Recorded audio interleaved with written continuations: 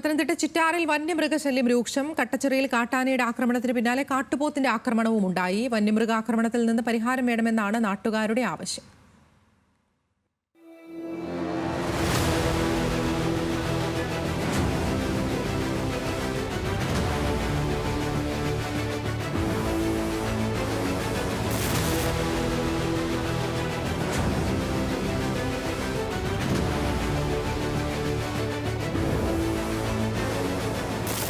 ആനയും കാട്ടുപോത്തും മ്ലാവും പന്നിയും ചിറ്റാർ കട്ടച്ചിറ നിവാസികൾ കഴിയുന്നത് വന്യമൃഗങ്ങളുടെ ആക്രമണത്തെ ഭയന്നാണ്. കട്ടച്ചിറ സ്വദേശി സുനിൽ ജോലി കഴിഞ്ഞ് തിരിച്ചു വരുമ്പോഴാണ് കാട്ടാന ആക്രമണം ഉണ്ടായത്. തലനാരിഴയ്ക്ക് രക്ഷപ്പെട്ടെങ്കിലും സുനിലിന്റെ ബൈക്ക് ഉൾപ്പെടെ ആന തകർത്തു. ആന അമറി വിളിച്ചാൽ നേരെ വന്നിട്ട് ഞാൻ ബൈക്ക് സ്റ്റാൻഡ് വെച്ചിട്ട് ഞാൻ ഇറങ്ങി ഓടുന്നതിന് മുന്നേ വന്ന് ബൈക്ക് തട്ടിമറിച്ച് കളഞ്ഞിട്ട് ആന എൻ്റെ പുറകെ ഓടുമായിരുന്നു. ഞാൻ പറയിലോടി ഞാൻ പിന്നെ കാട്ടിലോട്ട് ചാടി. ആനയും കൂടെ കാട്ടിൽ ചാടി. ഞാൻ പിന്നെ അവിടെ നിന്ന് ശാലം കട്ട് ചെയ്ത് മേപ്പൊട്ടി ചാടി ഇങ്ങനെ രക്ഷപ്പെട്ടു. വന്യജീവികൾ കൃഷി നശിപ്പിക്കുന്നതും സ്ഥിരം കാഴ്ച. കൃഷികളൊന്നും ചെയ്ത് ഇവിടെ ജീവിക്കാനേ ഒക്കത്തില്ല. ഇപ്പം ഞങ്ങൾക്ക് വെളിയിലോട്ട് ഇറങ്ങി പോകാനൊക്കത്തില്ല. ആശുപത്രിയിൽ പോകണം, കുഞ്ഞുങ്ങളെ സ്കൂളിൽ പോകണം, ചന്തയിൽ പോകണം. ഞാൻ രാത്രിയിലായാലും ഒരു അസുഖം വന്നാൽ ഞങ്ങളെ കൊണ്ടുപോകാൻ ജീപ്പിലിരിക്കുന്ന ഞങ്ങൾ അന്നേരം മരിക്കും. അതുപോലുള്ള പേടിയില്ല. വളവുകൾ ചെല്ലും തോറും ആന നിൽക്കുന്നോ, പുലി നിൽക്കുന്നോ, കടുവായും എല്ലാം ഉണ്ട്, എല്ലാ മൃഗങ്ങളും ഉണ്ട്. ഞങ്ങൾക്ക് മണിയാറ് പോകേണ്ടിയാ, കുഞ്ഞുങ്ങൾ പഠിക്കുന്നുണ്ട്. യാത്രയ്ക്ക് പോകണം മണിയാറ്. ഭയങ്കര ശല്യം ആനയുടെ.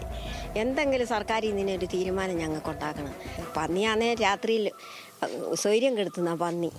കാട്ടാന ആക്രമണത്തെ ഭയന്ന് രാത്രികാലങ്ങളിൽ ജീപ്പ് ഓടിക്കാറില്ലെന്ന് ഡ്രൈവർ സത്യൻ പറയുന്നു. ആന ഓടിച്ചു, അവൻ്റെ കൂടെ ആനയെ ഓടി, ആ ബൈക്കും അത്രയും നഷ്ടപ്പെടുത്തിയപ്പം അവരുടെ ഭാഗത്തുനിന്ന് പറയുന്നത് വനമൊക്കെ അവർക്ക് വസിക്കാനുള്ളതില്ലയോ, അപ്പോൾ ഇച്ചിരി സൂക്ഷിച്ചു പതിയെ അങ്ങ് പോയാൽ മതി. ഇന്നലെയും ആൾക്കാരെ ഇതുപോലെ ആന ഉപദ്രവിച്ചല്ല ഓടിച്ചെന്ന് പറഞ്ഞു. ആശുപത്രി ആവശ്യങ്ങൾക്ക് എന്തു ചെയ്യണമെന്നും ഉത്തരമില്ല. ഏറ്റവും വലിയ ആശങ്ക കുട്ടികളെ ഓർത്താണ്. പത്തനംതിട്ടോട്ട് എത്തിപ്പെടാൻ ഹോസ്പിറ്റലിൽ പോകാനാണേലും പെട്ടെന്ന് രാത്രിയിൽ ഒരു അസുഖം വന്നാൽ നമുക്ക് ഭയന്ന് പോകാൻ പാടാ. നമുക്ക് ഏറ്റവും എളുപ്പമുള്ള ഒരേ ഒരു റൂട്ടാണ് നമ്മുടെ മണിയാറ്.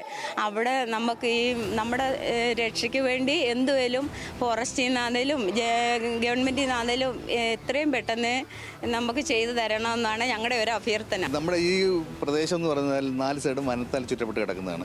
ഇതിനുള്ളിൽ എന്ന് പറഞ്ഞാൽ 150 വീട്ടുകാരും അതിൻ്റെ അങ്ങനെയുള്ള ജനവാസികൾ ഇവരെല്ലാം ഇവിടെ ഈ വന്യമൃഗങ്ങളുടെ ശല്യം കൊണ്ട് നേരത്തെ ഇവിടെ കൃഷി ചെയ്തായിരുന്നു ഉപജീവനം നടത്തിക്കൊണ്ടിരുന്നത്. ഇപ്പോൾ അതൊന്നുമില്ല, കൃഷികളില്ല. ഇപ്പോൾ ഉണ്ടെന്ന് തെങ്ങ് ആന എടുക്കുന്നു, ആന ചക്ക പറിക്കുന്നു, ഇങ്ങനെ ഇതാണ്. അതുകൊണ്ട് ഇവിടെ ഉള്ളവരെല്ലാം അവരുടെ നിത്യവൃത്തിക്ക് വേണ്ടി ആശ്രയിക്കുന്നത് പുറം ലോകവുമായിട്ടാണ്. ചുരുക്കം പറഞ്ഞാൽ നമ്മുടെ ഈ അംഗൻവാടിക്ക് ഒരു 10 മീറ്റർ അകലം വരെ, ഈ റോഡിന് ഇവിടെ കാണുന്ന റോഡുണ്ട്, ഈ റോഡിന് അപ്പുറം വരെ എല്ലാ മൃഗങ്ങളും വരുന്നു. തൊഴിലുറപ്പ് തൊഴിലാളികളും കഴിയുന്നത് ഇതേ ഭയത്തിൽ തന്നെ.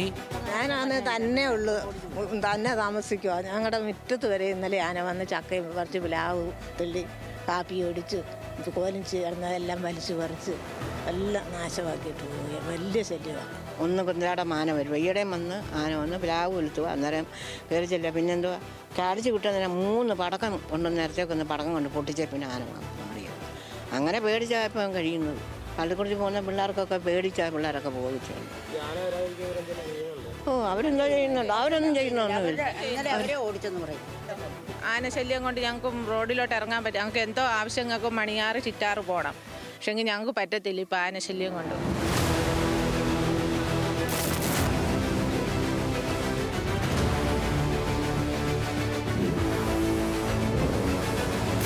വനം വകുപ്പിന്റെ ഗസ്റ്റ് ഹൗസാണിത്. ജനൽ ചില്ലുകളെല്ലാം ആന തകർത്തു.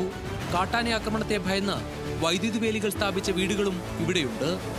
പരാതികൾ പറഞ്ഞു മടുത്തൊരു ജനതയാണ്. നിരവധി ആളുകൾ അവരുടെ നാടും വീടും ഉപേക്ഷിച്ചു പോയി.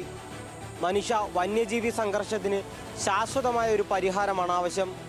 ക്യാമറാമാൻ അഫ്സൽ രാജിനോടൊപ്പം ശ്രീരാജ്, ന്യൂസ് മലയാളം, പത്തനംതിട്ട.